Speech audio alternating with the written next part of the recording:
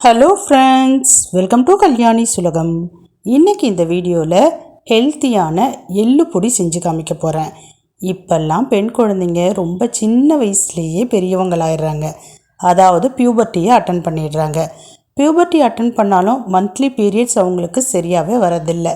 அப்படியே வந்தாலும் ஓவராக பெயின், சோர்வு இதெல்லாம் குழந்தைங்க கிட்ட இப்போ காமனாக இருக்கக்கூடியதாக ஆயிடுச்சுங்க. இந்த பிரச்சனையிலேருந்து விடுபடணும்னா இந்த எள்ளு பொடியை செஞ்சு ஸ்டோர் பண்ணி வச்சுக்கோங்க. நல்லெண்ணெய் விட்டு அடிக்கடி கொடுத்து பாருங்களேன். ருசியாகவும் இருக்கும், பீரியட்ஸ் ப்ராப்ளமும் வராது, ரெகுலராக கரெக்டாக வரும். இந்த பொடியை எப்படி செய்யலாம்னு சொல்லிட்டு பார்க்கலாம் வாங்க. சூடான சோறு கூட நல்லெண்ணெய் விட்டு கொடுங்க, ரொம்ப ரொம்ப நல்லது குழந்தைங்களுக்கு. சரி வாங்க, இந்த பொடி எப்படி செய்யலாம்னு சொல்லிட்டு பார்க்கலாம். தேவையான பொருட்கள்: எள்ளு, உளுந்து, காய்ந்த மிளகாய், பெருங்காயம், உப்பு. அவ்வளோதாங்க.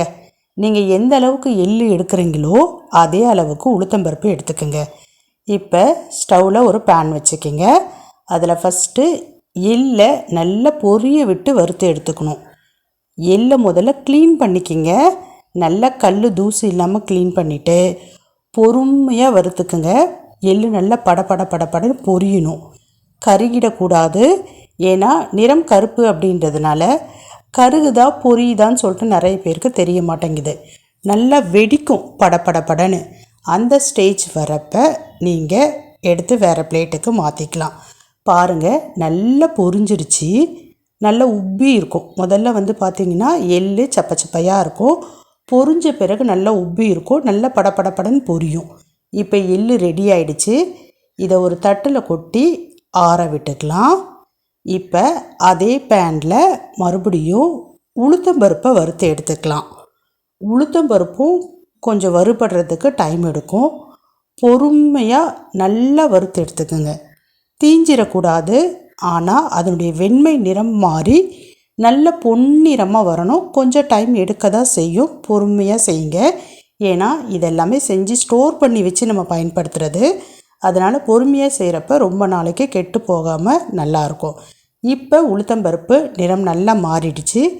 இதையும் வேறு ஒரு தட்டுக்கு மாற்றிக்கலாம். தனித்தனியாகவே கொட்டி வைங்க, நம்ம அரைக்கிறப்பவும் தனித்தனியாக தான் அரைப்போம். இப்போ இந்த பேனில் கொஞ்சமாக எண்ணெய் விட்டுக்கலாம். இது வரைக்கும் நம்ம பண்ணது ட்ரை ரோஸ்ட்டுங்க. இப்போ கொஞ்சமாக எண்ணெய் விட்டு அதில் பெருங்காயத்தை சேர்த்துக்க போகிறோம். பெருங்காயத்தை நல்லா பொரிய விட போகிறோம்.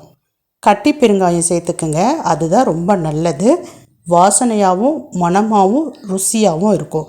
இந்த எண்ணெயில் நல்லா பொரிஞ்சு வரணும். இதுவும் கொஞ்சம் டைம் எடுக்கும். பக்கத்துலேயே இருந்து நல்லா பொரிய விடுங்க. 2 புறமும் பொரிஞ்ச பிறகு நம்ம இது கூட காய்ந்த மிளகாய் சேர்த்துக்க போகிறோம். எண்ணெய் கொஞ்சமாகவே சேர்த்துக்குங்க. இப்போ பெருங்காயம் நல்லா பொரிஞ்சிடுச்சு. இது கூட காரத்துக்கு காய்ந்த மிளகாய் சேர்த்துக்கலாம். அவங்க காரத்துக்கு ஏற்ற மாதிரி சேர்த்துக்குங்க. இப்போ நான் காய்ந்த மிளகாய் சேர்த்துட்டேன். அந்த எண்ணெயிலேயே லைட்டாக வறுத்துக்கலாம். காய்ந்த மிளகாய் வறுபட்டு நல்லா உப்பலாக உப்பி வந்திருக்கு பாருங்கள். இப்போ காய்ந்த மிளகாவையும் வேறு ஒரு தட்டுக்கு மாற்றிக்கலாம். ஸ்டவ் ஆஃப் பண்ணிடலாம். நல்லா ஆற விட்டுக்கணும், அவசரமே படக்கூடாது. ஏன்னா நான் முன்னாடி சொன்ன மாதிரியே நம்ம இதை ஸ்டோர் பண்ணி வச்சு பயன்படுத்த போகிறோம். நல்லா ஆற விட்டுட்டு அதுக்கப்புறமேட்டு மிக்ஸி ஜாரில் சேர்த்துக்கலாம். ஃபஸ்ட்டு பெருங்காயம், காய்ந்த மிளகாய் இதை மிக்சியில் சேர்த்து ஒரு 2-3 டைம் பல்ஸ் மோடுக்கு திருப்பி எடுத்திங்கன்னா நல்லா அரைஞ்சி வந்திருக்கும். இப்போ நான் காமிக்கிறேன் பாருங்கள், இந்த மாதிரி இருக்கும். இப்போ இதில் வறுத்து ஆற வச்சு எடுத்து வச்சுருக்கிற உளுத்தம்பருப்பை சேர்த்துக்கலாம். உளுத்தம்பருப்பு கூட தேவையான அளவு உப்பு, இந்த பொடிக்கு தேவையான கல் உப்பு சேர்த்துக்குங்க. நான் இப்போ உப்பு சேர்க்குறேன். பார்த்துட்டு கூட நம்ம அப்புறமேட்டு சேர்த்துக்கலாம். எடுத்த உடனே அதிகமாக சேர்த்துறாதீங்க. அதே மாதிரி பல்ஸ் மோடில் ஒரு 2-3 டைம் திருப்பி எடுத்திங்கன்னா நல்லா கொரன்னு அரைபட்டு வந்திருக்கும். நான் ஓப்பன் பண்ணி காமிக்கிறேன் பாருங்கள். உளுத்தம்பருப்பும் நல்லா அரைப்பட்டுடுச்சு. இப்போ சுற்றி இருக்கக்கூடிய மிளகாய், பருப்பு இது எல்லாத்தையும் எடுத்து விட்டுக்கலாம். கை விட்டு நீங்கள் எடுக்க வேணாம், காரமாக இருக்கும். ஸ்பூன் வச்சு பயன்படுத்திக்கிங்க. கடைசியாக ஆறுன எள்ளு சேர்த்துக்கலாம். எள்ளு சேர்த்துட்டு அதே மாதிரி 2-3 டைம் பல்ஸ் மோடில் திருப்பி இடுங்க. நல்லா கொரன்னு அரைச்சி வந்துடும். நீங்கள் சாதாரணமாக அரைக்கிற மாதிரி அரைச்சிங்கன்னா எள்ளெல்லாம் ஒன்றா சேர்ந்து ஒட்டிக்கும். அது மட்டும் இல்லாமல் எள்ளை முதல்லையே போட்டு அரைக்கக்கூடாது. சூப்பராக அரைப்பட்டடிச்சு பாருங்கள். கொஞ்சம் மணலாக தான் இருக்கணும், அப்போ தான் நல்ல ருசியாக இருக்கும். சூப்பரான எள்ளு பொடி ரெடி ஆகிடுச்சு. உடம்புக்கு ரொம்ப ரொம்ப ஆரோக்கியமானது. இதை பெண் குழந்தைங்க மட்டும்தான் சாப்பிடணும்னு கிடையாதுங்க, எல்லாருமே சாப்பிடலாம். நல்லெண்ணெய் விட்டு சாப்பிட்றப்ப ரொம்பவே ருசியாக இருக்கும். இதை ஒயிட் ரைஸ்க்கு மட்டும்தான் சாப்பிடணும்னு கிடையாது, இட்லி தோசைக்கெல்லாமும் ரொம்பவே நல்லாயிருக்கும். எல்லாத்துக்கும் மேலே ஆரோக்கியமானது. நேரம் கிடைக்கிறப்ப செஞ்சு ஒரு ஏர்டைட் கண்டெய்னரில் ஸ்டோர் பண்ணி வச்சுக்கிங்க.